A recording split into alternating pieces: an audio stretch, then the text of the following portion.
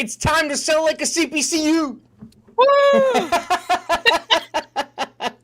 Precious is back. I'm back.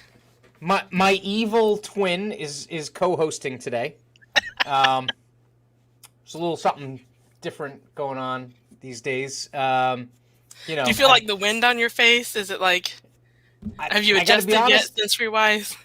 I got really tired of tasting lunch for the rest of the day. Like, hashtag beard problems. All day, yes, yeah. At night, it got to the point where I was like, it got weird to like lay a certain way. It's getting hot, and it was all like, so. Yeah, we're mixing it up. We keep the body guessing a little bit on this program here.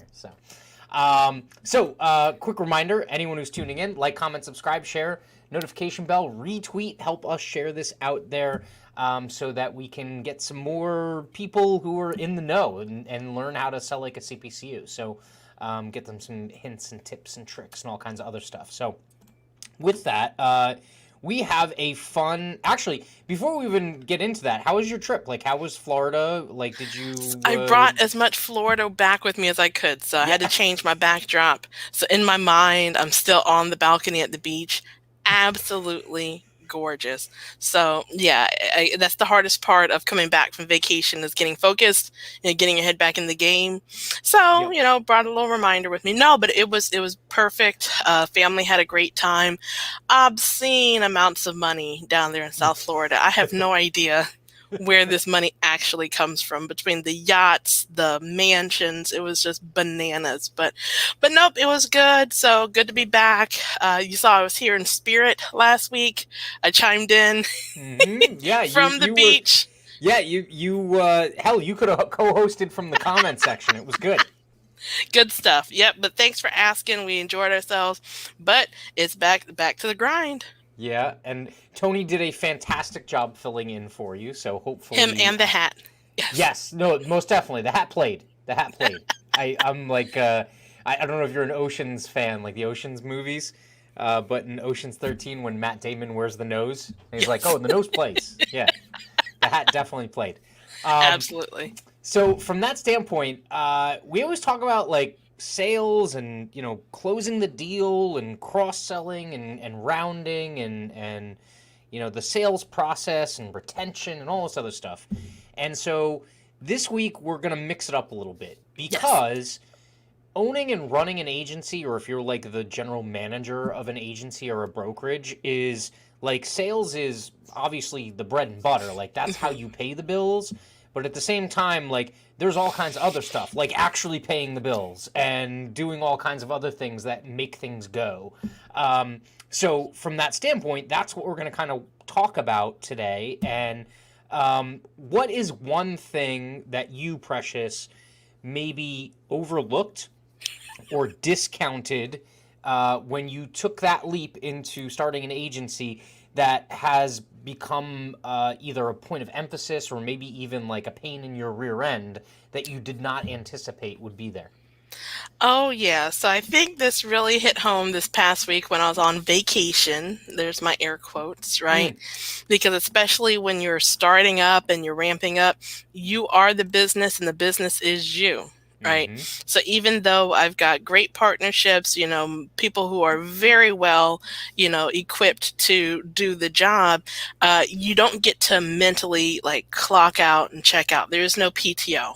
You know, mm-hmm, you know that whether you do or you don't during this time. I'm not saying that it's not important to figure out ways to find balance, but there's so much more that goes into it than just sales. It's the mm, equivalent, I've probably said this before, that you can have a great recipe. That doesn't mean you're ready to be a restaurateur you know yes, because in the restaurant industry, if you don't understand how to order produce, if you don't understand safe handling, there's so many other things that go into it.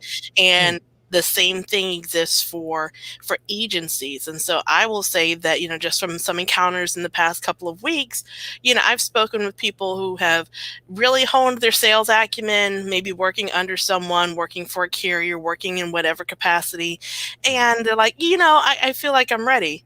And I'm not here to discourage anyone from taking the jump, but understand the cliff is steep and there's so much back office stuff that mm, goes into it. I remember when I first got licensed many moons ago, seeing this video, and they're like, yeah, because insurance allows you to live this lifestyle, and you could spend the time on the golf course and on the beach, and maybe at some point it gets to that place, right? Maybe if mm, you're high up enough on the food chain where you're not involved with the day to day. But if you are a solopreneur, if you have a small shop, if you're just getting started, that's not really the reality. I probably spend as much time today reconciling all this stuff on the back end as I do processing binds. There's mm, the service, following up on commissions. Was it direct bill? Was it agency bill? Did we collect it? Did we send it off? If it was premium financed, did they send it direct? Am I waiting? Who's sending me money? So yeah, every morning, you know, the accounting piece cannot be overlooked.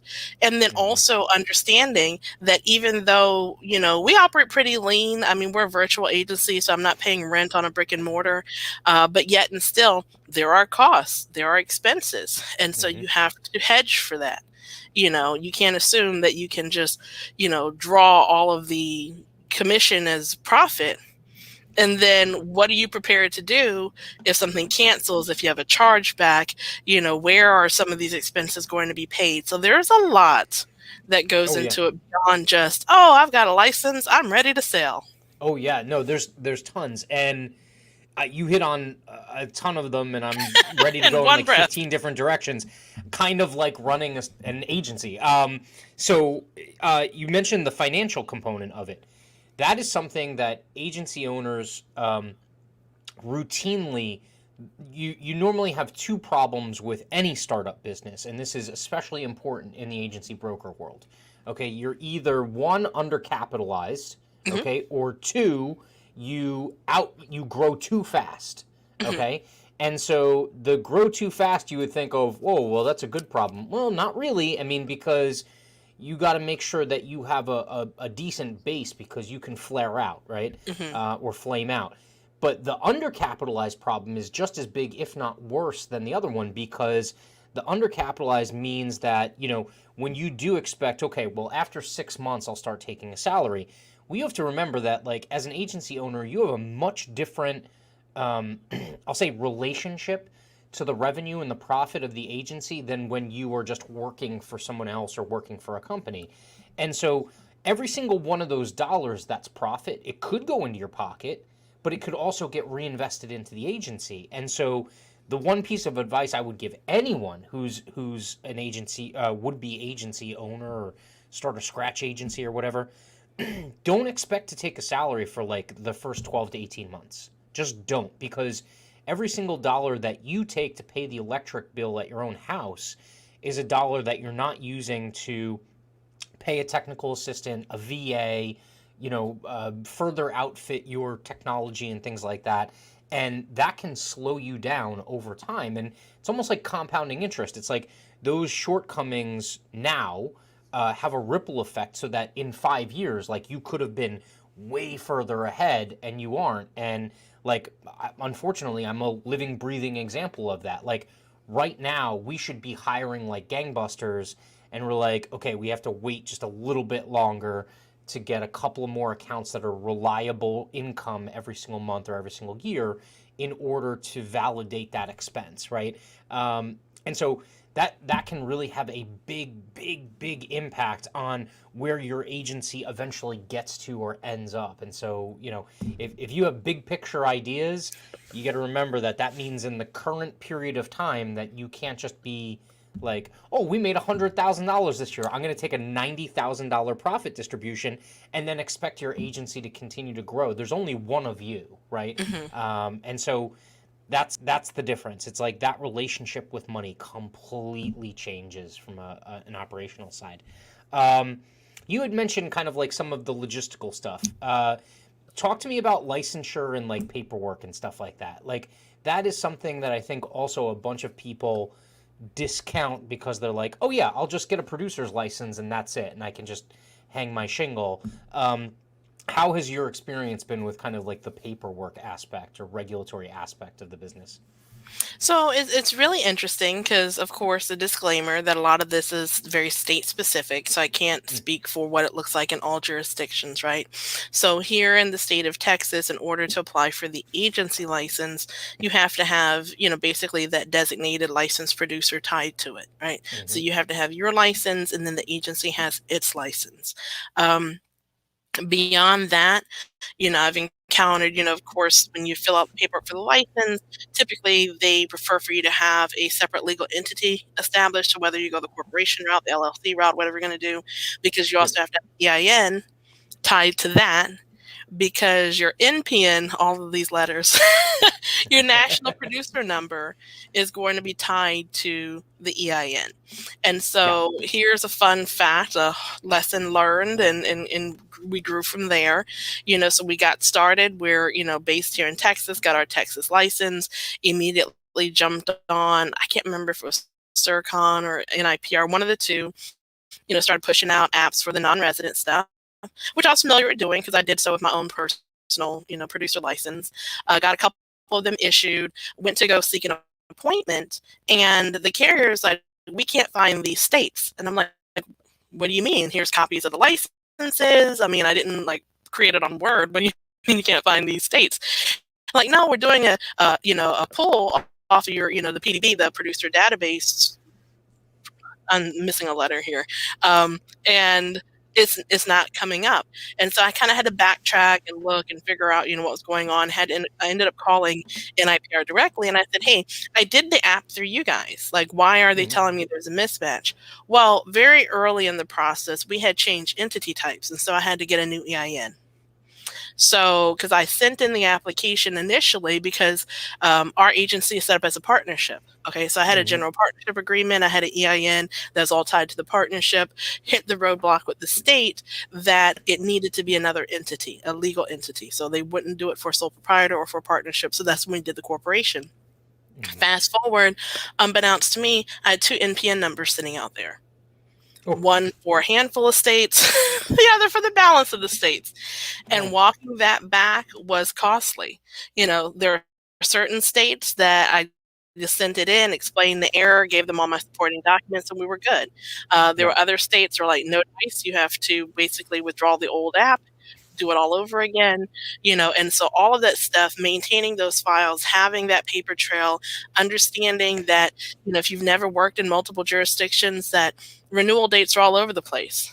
So some stuff is tied to an anniversary. Some stuff, there's just some arbitrary date in the year where everybody renews, right? Yeah. And so you have to stay on top of, like, the licensure and compliance go hand in hand. Because if you don't start off with some good, solid best practices and being just hyper organized, you're going to work your way into, binding something you shouldn't have because you have a time discrepancy. So there's a lot. And this is someone that for the past 10 years, my primary job at agencies that I ran was overseeing this piece. And so Mhm. it's just different when it's all on you, when you don't have a second set of eyes. There's no one else who's following up on this stuff. So yeah, so finding a system that's organized, deciding up front what your data retention is going to look like. Are you going to house that locally on one computer? Are you going to use cloud storage of some sort in case something crashes or Mhm. freezes? So I know it's like this whole Well, ball. It feels like therapy today. so no, that it's good. Like, let it out, let it out. Let it out. All the feelings. So that's actually an interesting point that you raised, because one of the things myself and my partner entertained was the idea of also doing group health insurance right at the beginning. And the one thing that stopped us from doing that necessarily, one of the big things was that you have to have certain levels of encryption and data storage, as well as your email encryption.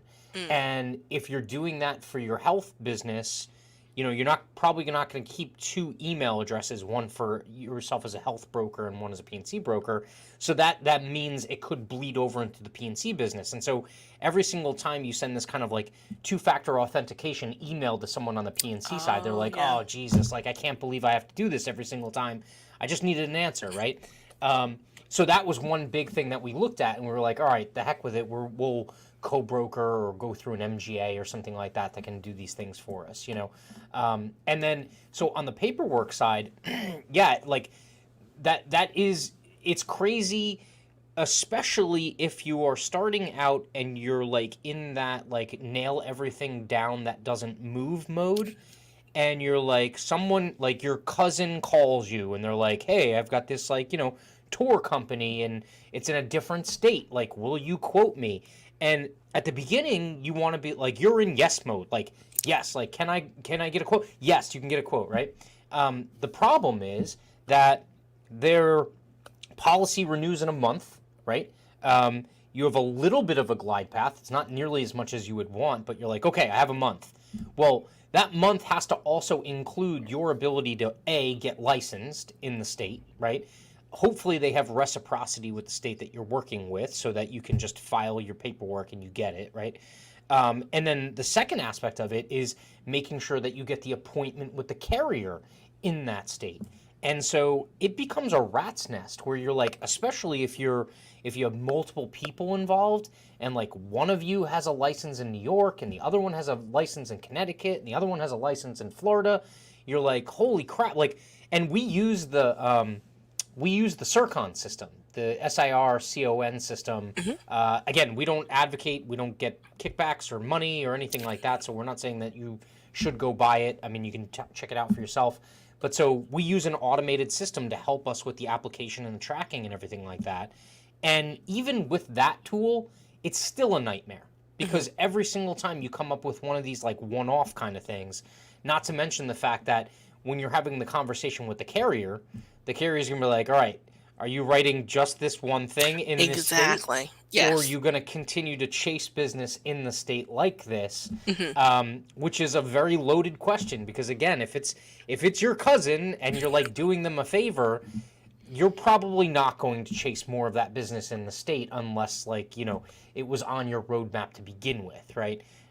So yeah, that's been a big piece of it, and we have someone who just started recently, and he's chasing like real estate and contractor risks and stuff like that.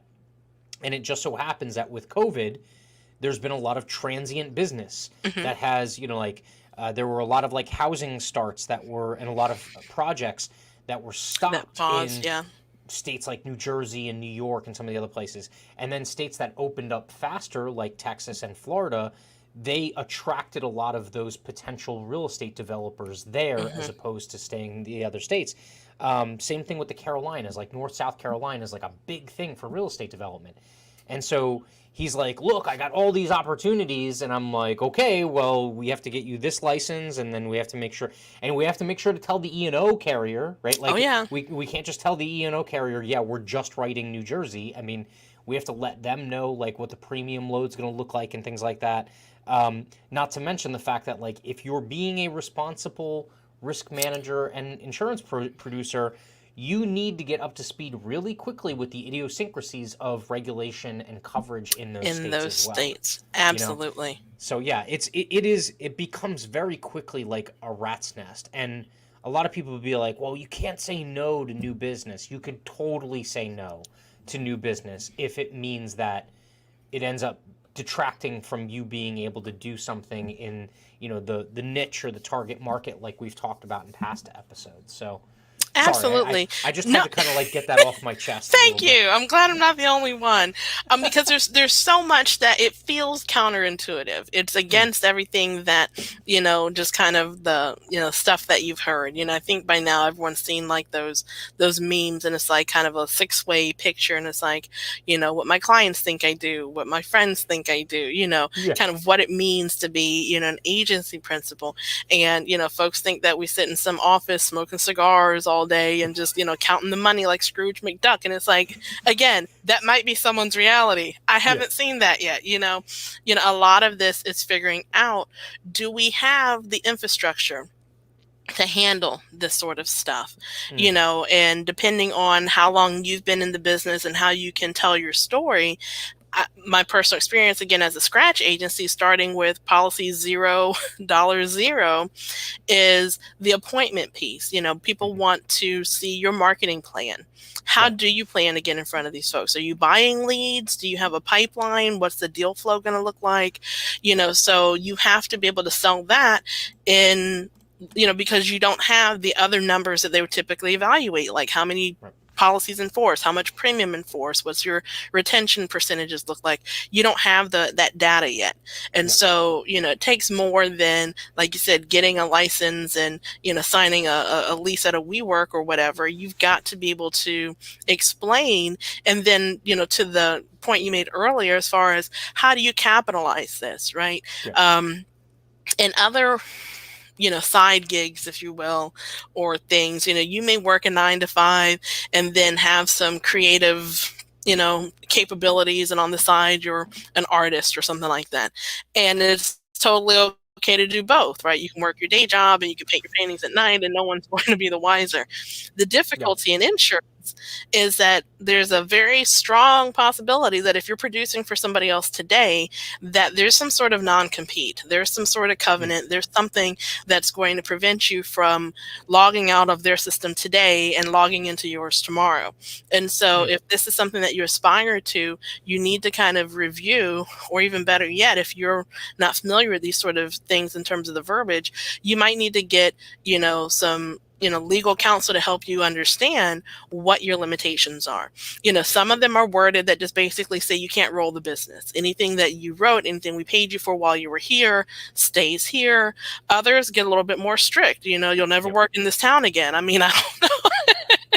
The verbiage varies, but that's going to be the thing. Is it's not like switching industries where you can dabble a little bit on the side and then wait until that ramps up. Chances are, if you're in a lane and if this is what you do today for somebody else, mm. you've got to be able to look at that and kind of figure out what your exit strategy is going to be if you want to jump into the side of the pool.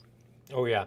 No, the legal aspect of running a business is can't be understated. Not in the world today. Not with how litigious things are, and not with how just complicated insurance is as a highly regulated industry. I mean, you could be doing something that you think is completely above board, and it could be, contra to a regulation, or like you said, you might have some kind of outstanding obligation somewhere else, and now you're essentially lighting tens of thousands of dollars on fire if you didn't anticipate it, right? Um, I am not going to give anyone advice right now as far as like what to do with non-competes and stuff like that, because there is a very wide range of opinions on them, and like I said, you could get into trouble very quickly. I Hmm. can tell you from personal experience, both myself and my partner, we had non-competes. His was actually a non-solicit. And there was legal costs that were associated with us parting ways with our former employers and hanging our shingle under a new brand. And so we needed to anticipate that. And we overestimated it because, God forbid, you underestimate it and now your business doesn't even get off the ground. Plus, you're paying out of pocket Mm-hmm. for legal expenses that are going to amount in maybe you not even having a business afterward that you're fighting for. So you have to really make sure that you're kind of dotting your I's and crossing your T's ahead of time. What's funny is you mentioned the meme. The one thing I'm thinking about is a meme I've seen that it's like the boardroom meme where it's Mm-hmm. like the different panels and it's like they're having the board meeting and there's the three people and like the CEO or whatever is like, hey, what are we going to do about all these opportunities that we have in other states? And like the one person who's like the yes man is like, we should go after them. And then like the third guy who's like the skeptical guy, he's like, maybe we should just stay in our lane and keep writing the stuff that we're writing. And then the last panel is him getting thrown out the window. It's like that sometimes. I mean, the good news is if you're like a startup scratch agency or something, I mean, you get to make the call, right? Like it's your call. It becomes more difficult if, say, you're like the GM or like a profit center leader for, a big name broker or a regional broker, and you have to make numbers or something like that. It becomes really difficult to be like, oh, well, why did you pass on this opportunity? Sometimes you have to justify that stuff, and some people aren't going to be happy, especially if you have higher ups that you're still answering to. But finding out what you do well and Mm, having some sort of, starting point that this is where we've either experienced the most success, we have the most markets, we have the warmest, opportunities, and building from that, mm, because if you don't have a starting point, if you're just chasing every whim or every time the wind changes, it makes it really hard to add to. I remember again years ago when I worked for a particular carrier, part of our underwriting training, we would do these things that were called competencies, right? So mm, basically, they would teach us a transaction. So you would learn that in a classroom setting for like 30 days. You would take a test, proficiency, excuse me, is what they called it. You would take a test to show that you understood that one, transaction. And then their model was in the mornings we were in the classroom, and in the afternoon they put you in production, but they mm. basically just flipped the switch on the one or two things that you knew how to do well. Right. Yep. So, as a property underwriter, it might be, can you do a location change? Can you do a class code change? And so while you're learning the next thing, you're working on the thing that you've already mastered. And there's got to be some element of that, because especially as you're deciding, and a lot of this advice, of course, is from the independent side, Hmm. because I don't have any experience as a captive agent. You're trying to figure out, okay, what market is the easiest to engage, that pays the most? What are they really eager to write? And let me focus on that, because that's the low hanging fruit, right? Yep. And so once you kind of get a little rhythm and you get some muscle memory, you know how to send it, you know what to expect back, the turnaround times, are they going to pay me per bind? Is this on an agency, accounting basis where I get it once a month? You kind of understand what to expect there. And Yep. then you can, while you have that engine churning, start, reaching out and kind of, making those, circles, the radius gets a little bit bigger every time.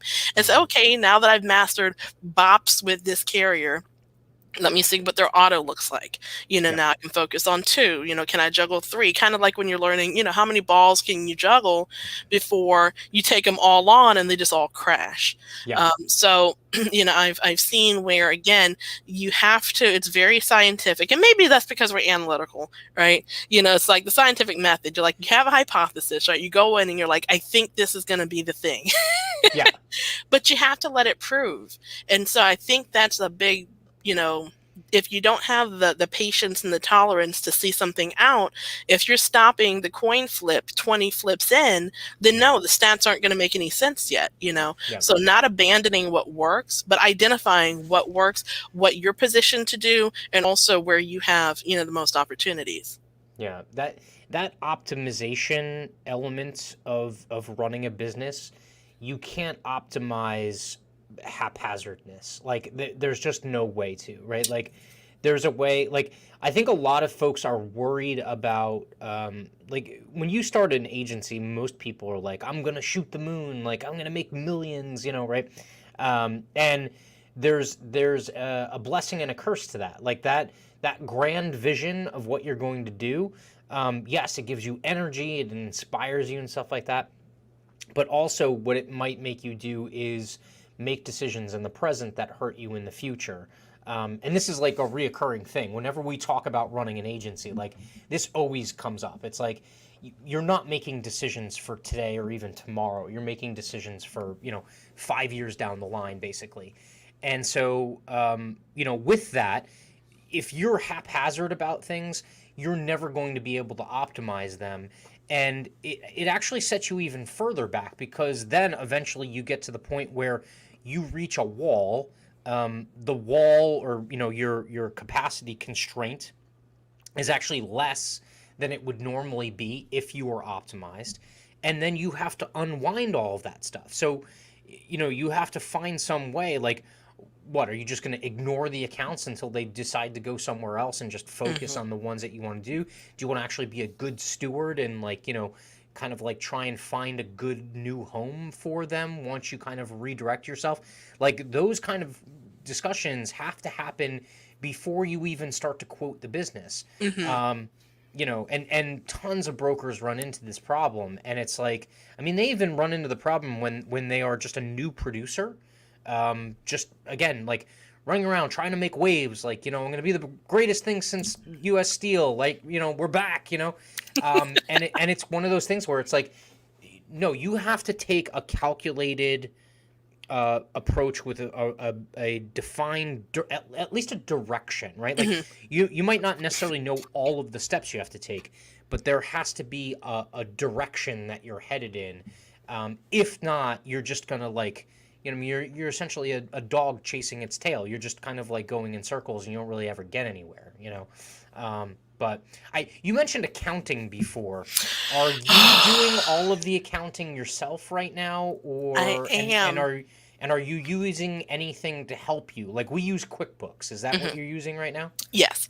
And Okay. so, finding, that's part of the, again, Again, especially no as a commissions. No commissions. Um, especially as a new agency, right? yep. You have to pick your vendors. You have to Hmm. decide, who do you want to use for an EMS system? Who do you want to use for a phone system? Who do you plan to use for emails, for faxes? Because faxes are still a thing. Hmm. And so part of that too, as we mentioned earlier, you set up your legal entity, you get your EIN, you got to set up your bank accounts as an agency. Most Hmm. carriers or finance companies are going to require that you have a premium trust account, which is different than your operational account, right? Hmm. Because you Don't can't mix them. you can't not forward that money because the rent check cleared or something, right? So you Mm. have these fiduciary responsibilities. And so in vetting vendors, integration makes life easier, right? If you have the ability to, with business banking is different than personal banking. There's a bunch of bells and whistles that you can opt into. Paying fees on an account may not necessarily be the worst thing in the world if you're getting access to services for those fees. I know as a individual, as a household, we tend to go the, fee free, banking, or sometimes if you have so many transactions and they waive fees. But Yep. you really have to shop around, and you really have to kind of ask yourself, a couple of things from payment processing.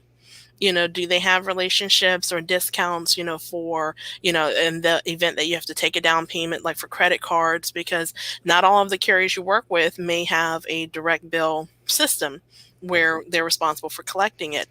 You also need to think about what happens in the event those payments don't clear. What is that chargeback process? At what point are those funds secure versus, ACH versus a credit card? And, so all of these things are considerations when you're finding a banking partner. Hmm. And so when you have a banking partner, if they do some sort of integration with some sort of bookkeeping tool, then that helps you just kind of, it's one less step, because when you go back and you kind of consider the opportunity cost, because that's really what we're talking about here. I'm one individual, I have a finite number of hours I put into the business. Where are my efforts most fruitful? Yep. Is it going to be chasing and reconciling checks, or is it going to be, finding new prospects, or, kind of where do I want to spend that time?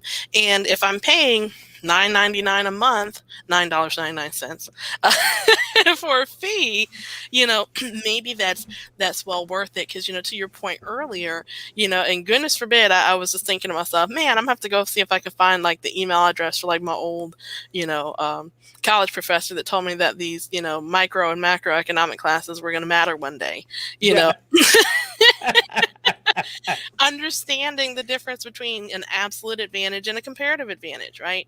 So when you look at it, you're like, okay, what do we write the most of? And are we writing the most of it because it's most like there's the least amount of friction? Because if the end goal is just premium, if all things pay out equally, then you're like, okay, so one, package is equivalent of three, bops, but what did I have to spend more energy to get if Right. the check looks the same?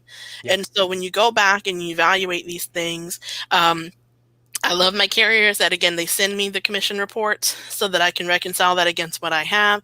Because reconciliation, in my opinion, is so much easier than having to enter the data, right? Mm. If I can just splice them, merge them, see if there's any outliers, because there are going to be hiccups. And that is one thing I think you'd ask, what did I not anticipate?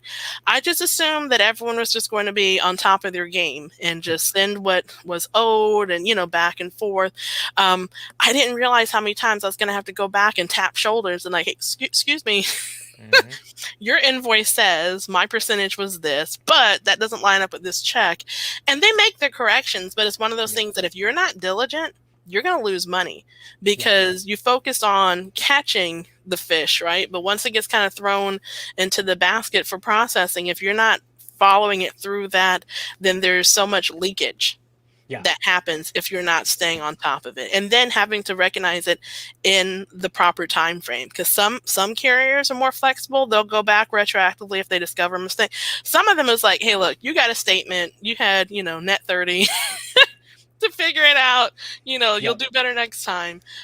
So penny saved is a penny earned, and you have to figure out where do you want to put in your resources. Now, I'm fortunate that the accounting doesn't scare me.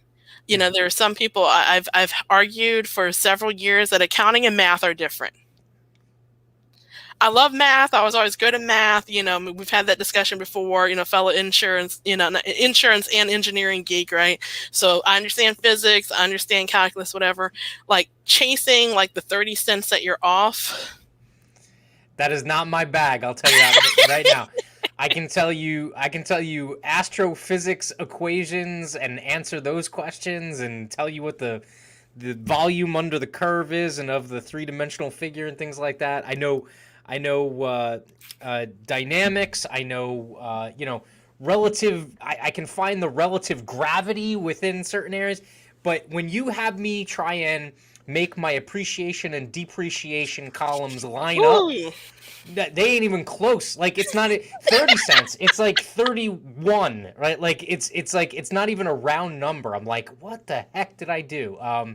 But yeah, I'm lucky. My partner handles all of the accounting. Oh, wow. He has a mind for that kind of stuff, which is good too because he is like strict. So when a carrier or even a client or something like that, I'm like, he's the one sending me reminders where he's like, we need this, and he's down to the penny. He's like, this isn't resolved.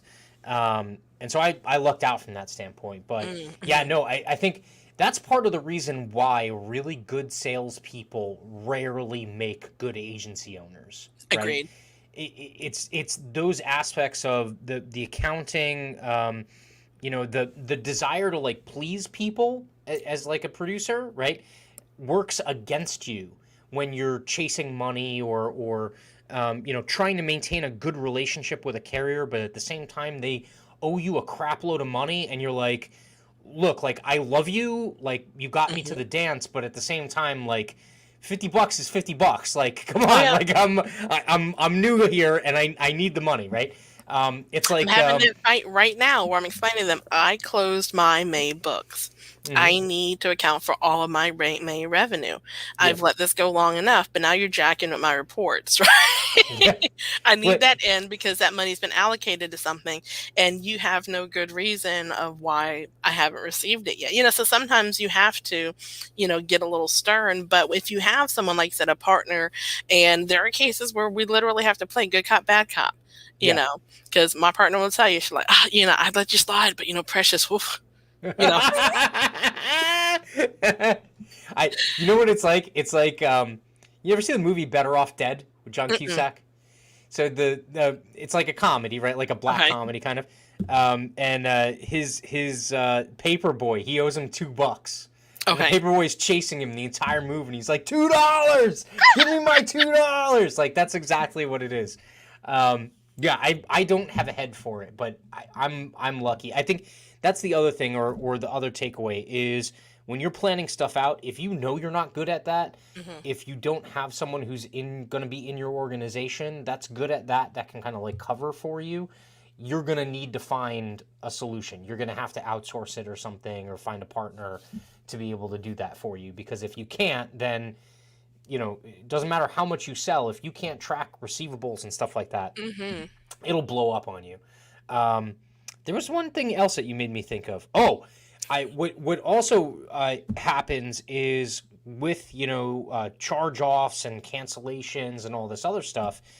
There's going to be something that is going to be a heart attack inducing thing that happens. Like it's almost guaranteed, right? Oh yeah. For me, it was I have two prospects.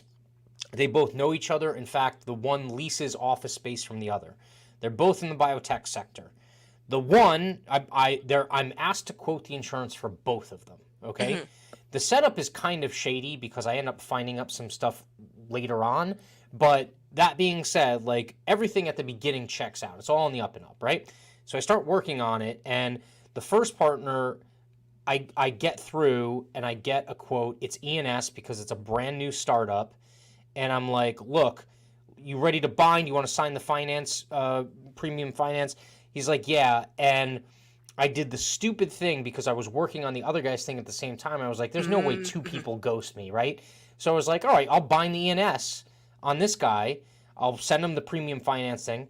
Meanwhile, COVID causes most of those markets that are writing that risk to shut down. So Oh yeah.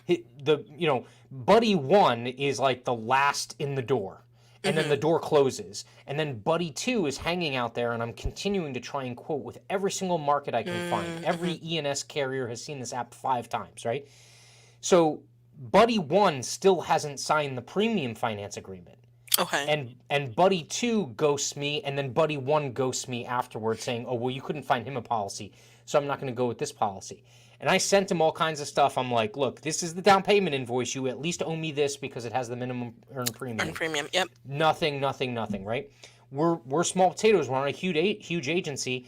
I can't pay an attorney like 10, 15 To grand chase on that. retainer Yeah. to go after this, and at the same time, like it would cost me the same amount of money just to eat the minimum premium on the policy. So the wholesaler that I work with, he was like, "Look, I went to the carrier. They said, a deal's a deal. We're not going to do it or anything like that." I was like, I threw myself on the like out on the cross. I'm Yes. like, I will find you submissions this year. I was like, I'll get you new business, but you have to get them to pull this back. Hmm. And I tried everything, and eventually he was like, all right, look, I'll go to you bat for you one last time. He's like, I don't want to burn my relationship with this Hmm. market, but maybe they'll be understanding. And he got it done. Oh And I wow. was like, you need me to babysit your kids one day or something like that, like, send them over, because that kind of relationship is something that you're going to want to hold on to Hmm. and nurture as your agency continues to grow. In the meantime, there's also relationships where, people would essentially sell you for $2. Like they don't care. Like it doesn't matter. New Hmm. agency, big agency, small, they don't care. So you have to develop a really good, I guess, sense or metric of being able to kind of identify those relationships, so that when one of them calls and you're on the phone with the other one, do you hang up and pick up the phone, or do you Mm-hmm. let that one go to voicemail and continue on that conversation with who you're working with? Um, but that's something that you never really contemplate because you're all like, oh, well, everything's sunshine and daisies. Like, I write the business, I get paid on the business. That's all that happens, right? No, no way. Like, that is big time. And I can tell you, coming from a big broker, you take that for granted, Oh at yeah. least on the back end, because when stuff like that happens, a big broker just calls up the carrier and is like, look, we do 15 million with you every Hmm. quarter. This, $13,000 premium, make it go away. And they're like, oh yeah, sure. Like, yeah, we don't care about it. Um, but yeah, But that when that you was don't like, have that backing, there's man, always those going to nail be that biting heartbreak. moments. There's always going to be that heart attack waiting right around the corner. But yeah. So what else? So anything else? HR? You don't have a ton of HR at the moment, Ooh. do you? No, not yet, because Okay. we don't have staff. Again, it's just my partner and I, and we're still ramping up. But that's actually kind of the in-house irony is that I'm as much of an HR geek as I am an insurance geek. You most So definitely that's are. that's my other You're the queen passion of HR project. right now. Yeah, HR is one of those fascinating things. So I'll share this because I had this conversation, I think yesterday, as a matter of fact. We're talking about the whole concept of the social contract. Mm, So back in the day, a couple of decades ago, you were taught that you go to school, you get good grades, you come out, you find the employer. You work hmm there for life, you retire, they give you the golden watch, you have the retirement luncheon, happily ever after, right? And that's really what the expectation was like two or three, generations ago. mm, Now, fast forward, I don't even think, not only do people not do that frequently, I don't think it's even expected. mm, So the new social contract, if you will, is that personal development. What am I getting out of this beyond compensation? Am I going to grow? Am I going to get exposure? Am I going to get a new skill set? So in an ideal situation, I would, be so enamored with where I am that I choose to reapply that here, and all that good stays in the same house. But very worst case scenario, if we part ways, I leave better than I came. yeah. And so, as you're trying to figure out how do you staff, how do you recruit as a small shop where I can't stand toe to toe with one of the alphabet houses in terms of, benefits and, some of the big things that they're able to do. hmm We have two whole participants on the, insurance. I mean, we're not getting those massive rates. I haven't Yeah. opted into PEO. So you have to really sit and think about not only what is my competitive advantage to my customer, why would they want to do business with me, but why would somebody want to work with me? hmm And so if their goal, if I know that they're aspiring to do, whatever it is, become an underwriter, become an agency owner, whatever piece of the industry they want to land in, then I can intentionally feed them opportunities that are going to grow them, in those particular areas. And so that becomes the value. Yeah. Come here, cut your teeth, get really good at this, and then make some long-term decisions on, do you want to stay and grow with us, which we'd love for you to do? Or, is it time for you to, pack your stuff and head to Hollywood, whatever it is that Yeah. you need to do with your newfound skills, but being able to, articulate that this is an opportunity to really get that visibility. And I was very fortunate that along the way I had that inside track. As I worked as, a sales manager and then an operations manager, I really got to see how all the gears, behind the face of the clock interacted. And so hmm when it was my time, it wasn't brand new. And so, for anyone who again is contemplating going in that direction, if you have someone within your own circle that you can shadow, or really someone who's willing to be transparent, because there's a lot of folks that are saying, oh, I'm a, raving success and I never had any bumps or bruises along the way. Here's a contract. I can get you going. Run. Yeah. That never happens, but it takes a good amount of humility and, to be able to say, hey, yeah, let me tell you, these were the snafus. This Yeah. is how we overcame that. These are some best practices. So, and the landscape is constantly changing. Technology, carriers, I think there's one carrier that I'd reached out to, and their requirement forever had been that, they require brick and mortar presence for new appointments. Yeah. In 2021, I don't know. A lot of those things are being revisited now. The whole concept of, again, that being well capitalized, that's not necessarily because you're going to hand that money lump sum over to someone. Whereas back in the day, I understand that was a big, concern for places. But just like with anything else, understand that I started off saying, I am the business and the business is me. Mhm. I'm being asked to, again, vouch for the agency's operations because I'm the one who's professing to have all this experience. And so, you've got to have a track record of solid decision making, because you're not going to be able to just say, well, I don't know what happened here. You won't get out of it alive. I'll just say it that way. No, no, and to your earlier point, it used to be a little bit more of a. It wasn't ubiquitous, but it was close to ubiquitous. That loyalty that existed, where it was like the employer and the employee, and that was like a sacred relationship or whatever.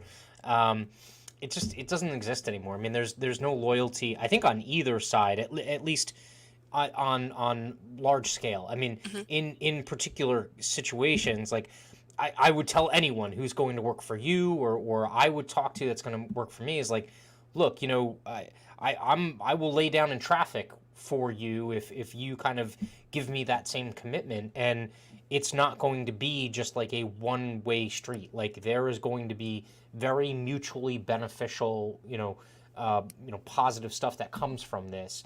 And you're right. I mean, like when you're facing a counter offer from a big alphabet shop that's like, oh, sure, we'll throw an extra 5 grand a year in. And you're like, yeah, that's everything I had. Like, I mean, you're Yeah. literally getting my best offer. It's tough. I mean, now you have to kind of resort to that really kind of like feely, sales kind of like kumbaya, like I'll cook you soup, like, I mean, like those things, like whatever you need to do to kind of like tip the scale in your favor, Hmm. Um, not to mention the fact that the regulatory environment for HR, like you're in an amazing spot because you are way better prepared for all of that than someone like me who I can talk to people about the risk management associated with their employment practices liability and their HR program and even their benefits program. But I, for the life of me, can't recite, regulations. Like Hmm. I know that there are certain things that need to be done in the hiring and the disciplinary process and things like that. But I don't know every single I that needs to be dotted and T that needs to be crossed. Um, and to a certain extent, so again, one of those things is like you're going to need someone, if you don't have that skill set, you're going to Hmm. need someone to come in and provide that expertise and even some of the labor that's associated with doing those things. Um, and Because quite HR can frankly, be, yeah, it it becomes scares me. almost like claims handling. It really does. It's like if you don't understand the ins and outs, like even what applies to you, because there's Mm, so many like federal mandates when people talk about things like FMLA and different sort of accommodations. a, a great percentage of that only applies to employers of a certain size, right? yeah. And so, I think a lot of us in the, again, small employer space, we try to match those more as a courtesy than as a regulation or requirement. Hmm.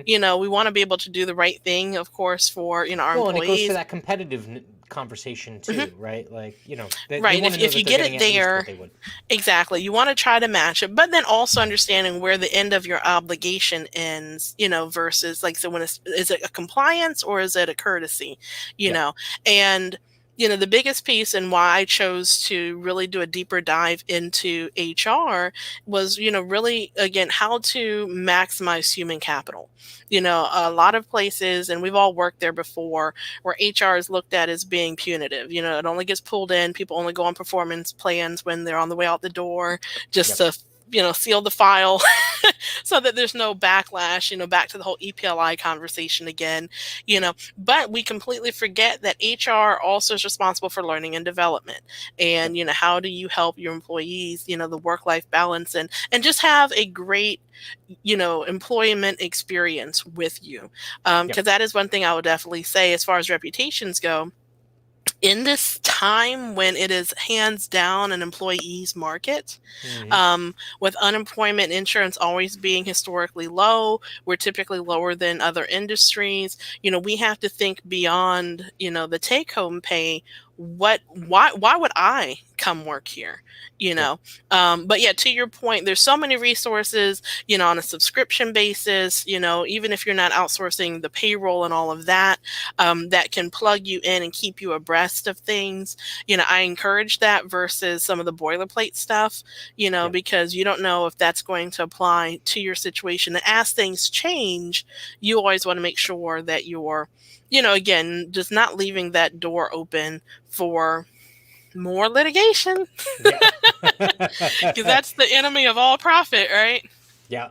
Yeah. No, and that never became more evident than I was working for the top, the number 7 broker in the world, Mm, right? Um, and we had an office that was in the top like 10 in terms of total revenue every single month, or every single quarter.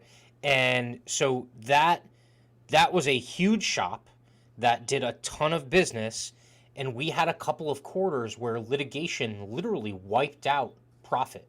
Like, mhm. because like that comes straight out of your profit. There's no way to amortize it. Nope. There's no way to depreciate it. Like all of that is just straight pay to play type expense. Mhm. And it just happened where like 4 or 5 claims all hit at the same time, and it was like for 2 quarters. I mean, everyone got paid still, right? Mhm. Like, but at the same time, like the profit center leader didn't get his bonus based Bonus. off of profit. Like he got his base salary, but he didn't get his bonus, which was 2/3 of his total compensation. Ouch. That is, and that's like 4 or 5 claims. Now take that and juxtapose it to a shop that does 1/10 of that amount. That is like a mom and pop shop. I mean, like you're out of business. Like you're Yep, it done. closes the doors. Yep. I and so that is definitely something to contemplate. Where it's like it is for me, the HR aspect of it is very scary. As I don't want to pat myself on the back, but like as someone who thinks that he can absorb any amount of information and act accordingly, I know for a fact that I will screw something up in the HR arena. Like I know I will, right? Yes. Most people will, Mhm. and so from that standpoint, it's really for me it's scary. Because that But reputational hit, you know the same also way, true. we talk about, with cyber, how, there's certain things. It's, the PNC world, we're always in the mindset of replacement costs, right? If a building Mm, goes down, we know how much it costs to rebuild it. But if something happens and you're taking, again, this hit, especially in the EPLI arena, if you're known for being, because the industry is so big and so small at the same time. yeah, So if you're known as that place that, has had a history of issues with, all the nasty, allegations there, it doesn't matter if you're paying top dollar. At some yeah, point, people just will not want to work for you. And that's going to limit you if you're intending to scale and to grow and to build. And mm, so being very proactive about having these things in place, so much of what we went over is really just applies to going into business, period. Like yeah, these are, just sound things to kind of think through before you open up the shop. I think where people get it confused with insurance is that we don't have a physical commodity. Right. So it's not like I have to go buy a warehouse and put things on shelves and pull them and package them and ship them. Right. And so we start to get lax in our thinking about what does it take to open up a business, because we don't yeah, have to like buy inventory. yeah, Our inventory is, a deck page, but it doesn't, cutting corners in the long run costs more than just making that sound investment. And I guess closing thoughts is, if any of those items are areas that, like you said, you don't have the personal expertise and outsourcing it isn't within the budget, it's better to start slow and sustainable than to jump in and be in over your head and then have to close the doors. yeah, yeah. And I think to that point, I think my final point would be a lot of people want to think that even if they embrace technology, right, that their insurance agency is just going to kind of like boom like out of nowhere. It's not true. Like, insurance agency growth is still the same. Okay, you have some insurtechs that call themselves insurance agencies when really they're not. They're a tech platform. They're not an insurance agency, right? And yes, they are capable of that dynamic growth where they can go out and woo tech investors and get private equity money and stuff like that. If you're building I'll use air quotes because the idea of a traditional insurance agency doesn't really exist anymore. But if you're building a traditional insurance agency, it happens. What's the phrase? It happens gradually and then all at once. And so you don't hit that inflection point immediately. The inflection point is this kind of slow and steady build, and then you hit the inflection point. Yes. And so people forget that. They want to hit the inflection point as quickly as possible.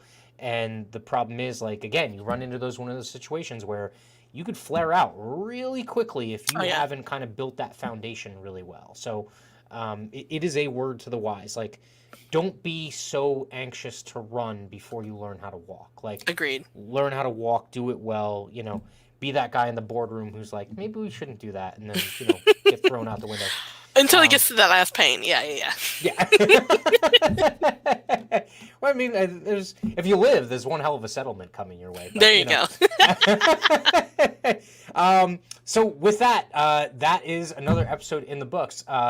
I am Matt, and this is Precious. This is Sell Like a CPCU. I forgot to mention in the beginning, it's right in the top right-hand corner, but we are put on by the CPCU Agent and Broker Interest Group, and so you should definitely track us down on the other social media platforms and kind of follow us and find out some more information about us. So with that, we will be back next week. Unless Precious has another vacation planned, I don't know. This is all the beach I'm gonna see, brother. I got one coming up, but you know what? I'm a little bit of a masochist. I might just be live from the apartment. There you go. I'll pan so everyone can be jealous, of where I'm headed right after. But is what it is. So we will be back next week, Wednesday, 3 p.m. Eastern, 2 p.m. Central.